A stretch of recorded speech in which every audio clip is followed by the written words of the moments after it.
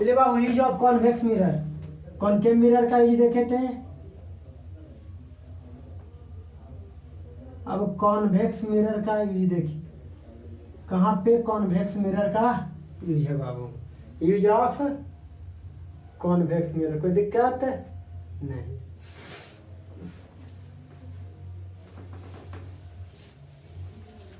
तो पहला यूज क्या है बाबू कॉन्वेक्स मिरर का?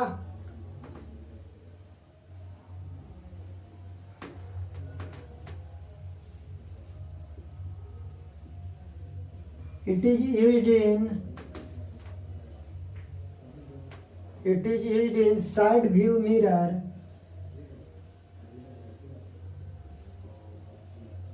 side view mirror of vehicle, side view mirror of vehicle, vehicle के साइड व्यू मिरर में इसका यूज किया जाता है। फिर इसका ट्रैफिक सिग्नल में यूज किया जाता है बाबू। इट इज यूज्ड इन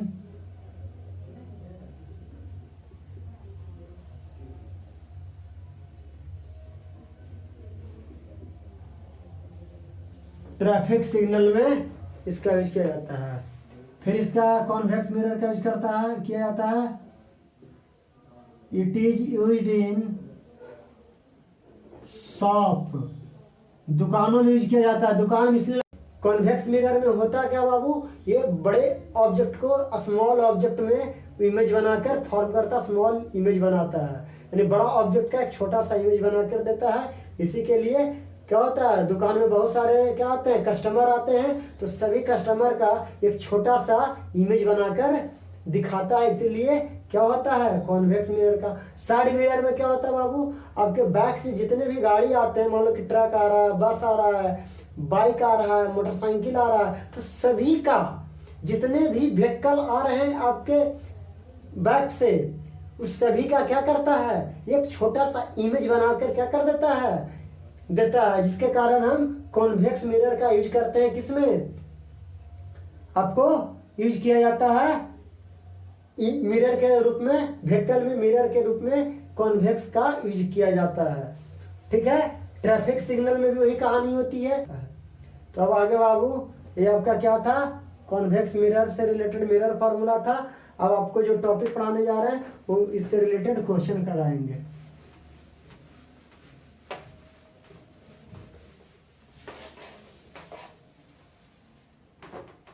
तो बाबू इसका क्वेश्चन लिखिए।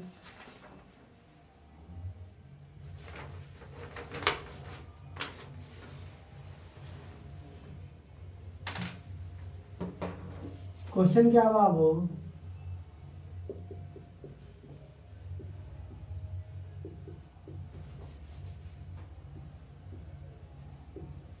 a 4.5 centimeter needle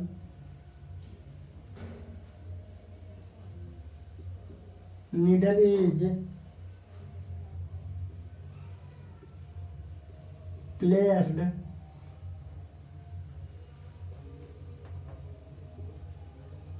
12 centimeter away from a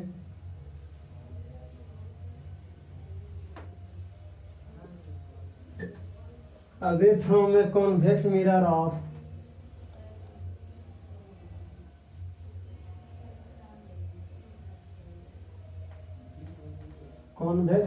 of focal length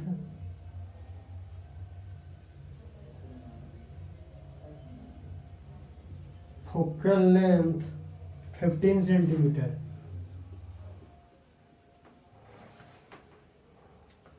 Give the location of the image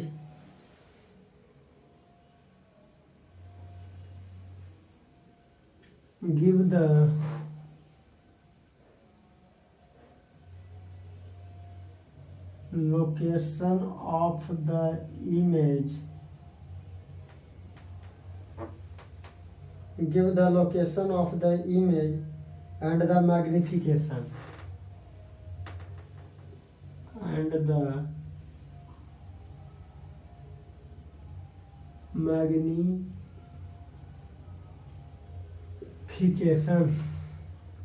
describe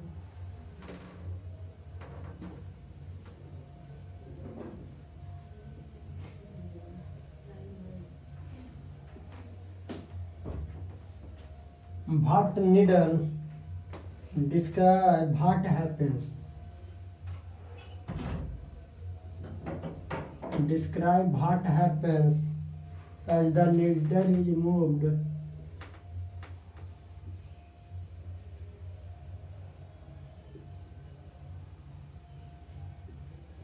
as the needle is moved further from the mirror,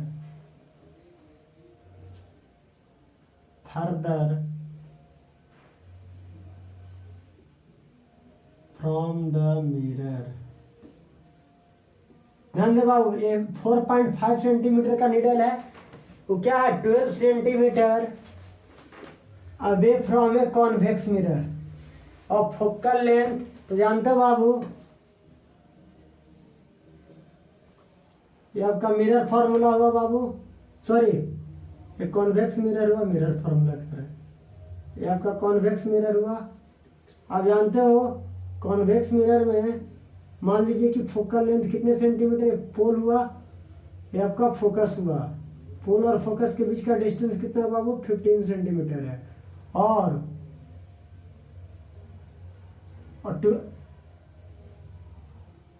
एक object है जो 12 centimetre के distance पर है, पोल से कितने सेंटीमीटर के डिस्टेंस पर है बाबू, ये 12 सेंटीमीटर के डिस्टेंस पर है।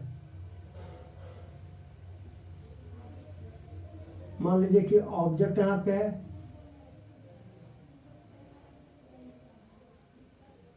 ये आपका क्या है, ये भी क्या है ऑब्जेक्ट है बाबू, ये ऑब्जेक्ट है ये भी, और तो एक रे तो आपको बताए थे कहां से पास कराएंगे, प्रिंसिपल एक्सिस से, तो कहां से जाएगी,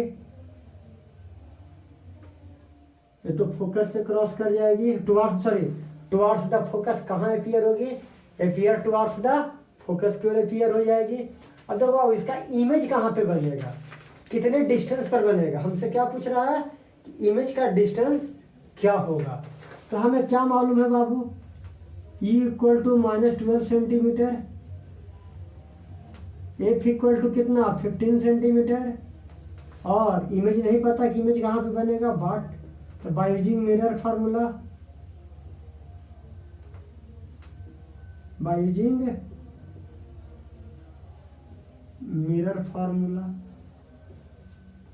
1/v plus 1/u equal to 1/f, तो 1/v प्लस 1/-12 इक्वल टू 1/15, तो 1/v माइनस 1/12 इक्वल टू कितना 1/15, तो 1/v इक्वल टू 1/15 प्लस 1/12 तो 60 हो जाएगा, 9/60, 20/3, तो v इक्वल टू क्या आ जाएगा, सॉरी 3/20 ना, तो v इक्वल टू क्या आ जाएगा, v इक्वल टू आ जाएगा 20/3 centimetre, v equal to 6.6 centimetre. तो देखिए बाबू इमेज कहाँ बनेगा, इमेज बनेगा 6.6 सेंटीमीटर के डिस्टेंस पर, यानी इमेज कहाँ बनेगा, यहाँ पे बनेगा। तो इमेज कहाँ का बनता है, तो मान लो इमेज का डिस्टेंस कितना हो जाएगा, यहाँ पे आपका इमेज बन जाएगा ए डैश और बी डैश। तो एक रे को अगर आप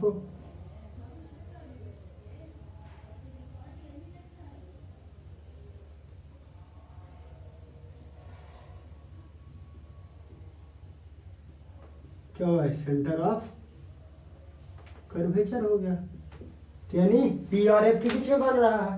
देखो आपका इमेज कहाँ बन रहा है, पी और बिटवीन पी एंड एफ, आपका इमेज कहाँ बन रहा है,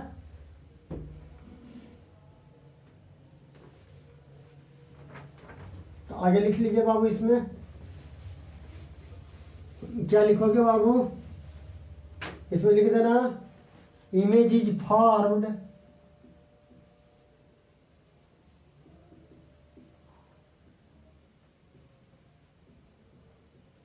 behind the mirror formed 6.6 centimeter behind the mirror के पीछे बनेगा, it must be virtual and erect,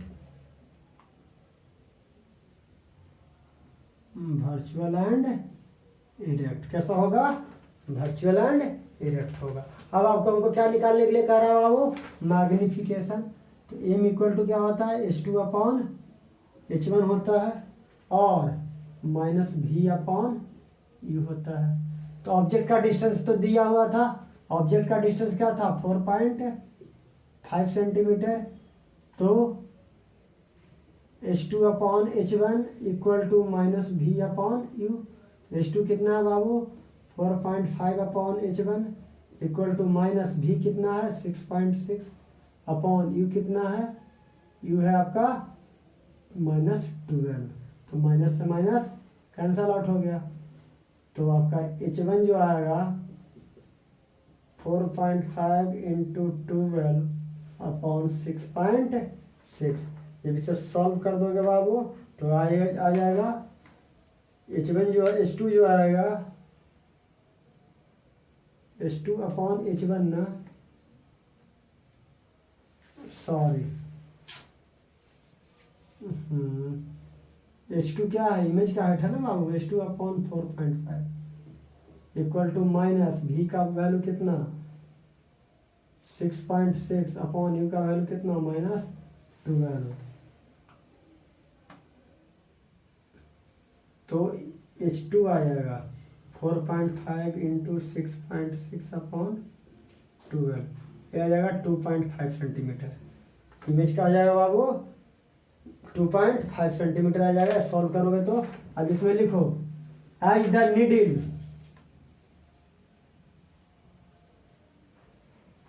needle moved further from the mirror.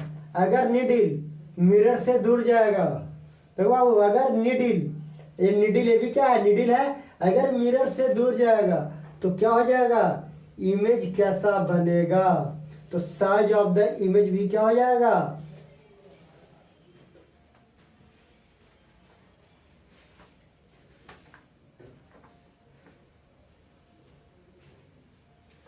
as the needle is moved further from the mirror,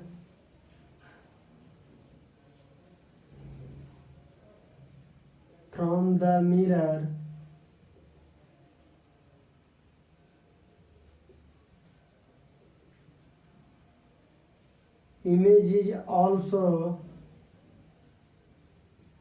moved away from the mirror। देखो, अगर object mirror से दूर जाएगा, तो image भी मिरर से क्या चला जाएगा? दूर।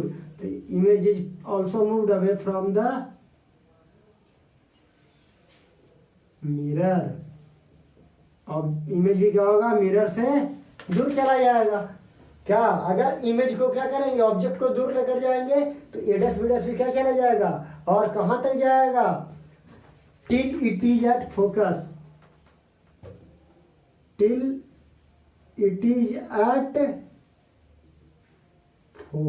क्यों? क्योंकि अगर हम ऑब्जेक्ट को इन्फिनिटी पे रखते हैं तो इमेज कहां बनता है? फोकस पे। कॉन्वेक्स मिरर में इमेज को अगर इन्फिनिटी पे रखते हैं तो इमेज कहां पे बनता है? फोकस पे। तो जितना भी दूर लेकर जाओ तो दूर तो जाएगा मिरर से, ये जो इमेज है मिरर से दूर जाएगा, लेकिन लास्ट टाइम कहां तक आएगा? फोकस पे आके क्या कर जाएगा? स्टॉप कर जाएगा। तो साइज ऑफ द इमेज क्या हो जाएगा? Decreasing. The size of image is decreasing. Image का साइज क्या करेगा? डिक्रीज करेगा। As the needle is moved further from the mirror, image is also moved away from the mirror till it is at focus, the size of image is decreasing. image का size भी क्या कर जाएगा, decrease कर जाएगा। दिक्कत नहीं बाबू।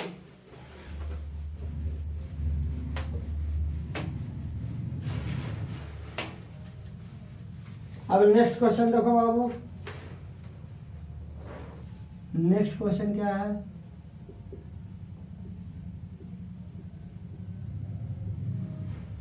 an arrow is 2.5 centimeter high,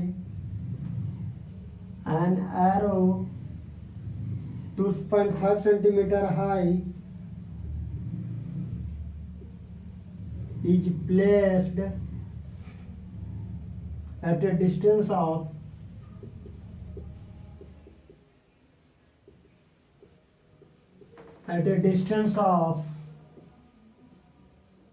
25 centimeter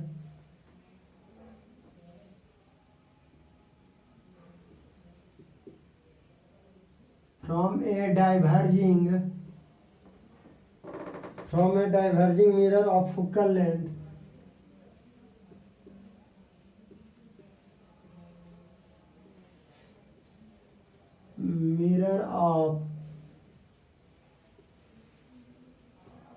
focal length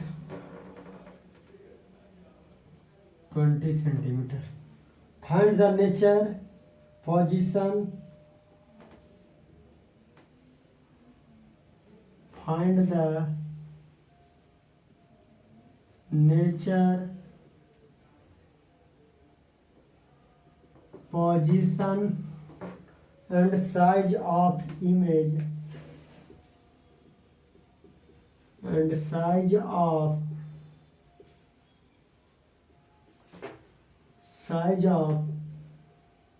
image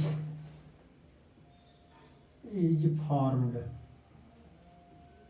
size of, हमें क्या इमेज का नेचर बताना है, पोजीशन बताना है कहाँ पे होगा, साइज बताना है। साइज, नेचर का मतलब क्या होगा, इमेज कैसा होगा, ठीक है ना। नेचर का मतलब बैक में बनेगा कि फ्रंट में बनेगा, उसका आपका नेचर बताना है। कैसा मिरर है, डाइवर्जिंग मिरर भी क्या कहलाता है, कॉन्वेक्स मिरर कहलाता है, ध्यान दीजिएगा। ये प्रिंसिपल एक्सिस हो गया। एरो कितना है, 2.5 सेंटीमीटर का है। एरो कितना का है, 2.5 सेंटीमीटर का एरो है। अब बताओ बाबू, हम बताए थे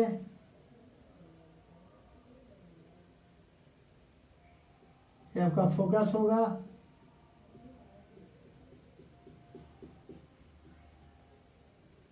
ये आपका सेंटर ऑफ कर्वेचर हो गया बाबू। अब देखो बाबू, 25 centimetre from A diverging mirror. मान लीजिए कि ऑब्जेक्ट का जो डिस्टेंस है ए बी, ये 25 सेंटीमीटर पे है। अब बताओ फोकल लेंथ कितना है, 20 सेंटीमीटर है। ये कितना है, 20 सेंटीमीटर है। तो आपको पोजीशन फाइंड आउट करना है कि इमेज का पोजीशन कहाँ पे होगा, इमेज का पोजीशन फाइंड आउट करना है। तो देखिए बाबू, v इक्वल टू नहीं मालूम, f equal to 20 centimetre, u equal to, देखो पोल से डिस्टेंस ले रहे हैं, तो पोल से जब डिस्टेंस लेंगे तो पोल से देखो इस साइड मूव कर रहे हैं, ऑब्जेक्ट इस साइड है, तो -25 centimetre. By using mirror formula, by using mirror formula 1/f equal to क्या होता है, 1/v plus 1/u। 1/20 equal to 1/v plus 1/-25। तो क्या हो जाएगा, 1/v माइनस 1/25। देखिए 1/20 प्लस 1/25 इक्वल टू क्या, 1/v। अब बताइए बाबू, 5 प्लस 4/100 इक्वल टू 1/v। तो तो क्या आएगा 9/100 equal to 1/v। v equal to 100/9। 1 times 11.1 centimetre आ जाएगा। v कितना